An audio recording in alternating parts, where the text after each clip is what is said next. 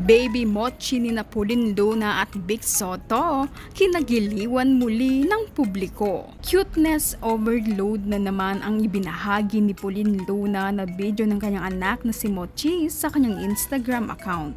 Nilagyan ni Pauline ng isang maiksing caption na chismosa. Makikita kasi sa naturang video ay tahimik na kumakain si Mochi, pero ang kanyang mga mata ay patingin-tingin sa mga kasama na tila nakikinig ito sa usapan ng mga matatanda.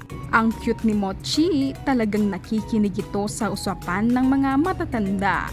Parang alam na kung ano ang pinag-uusapan ng kanyang mga kasama. Kaya sabi nga ng kanyang ina na si Pauline Luna ay chismosa raw ang kanyang anak na si Mochi. Si Baby Mochi na yata ang batang maliit o aling maliit na cute na chismosa.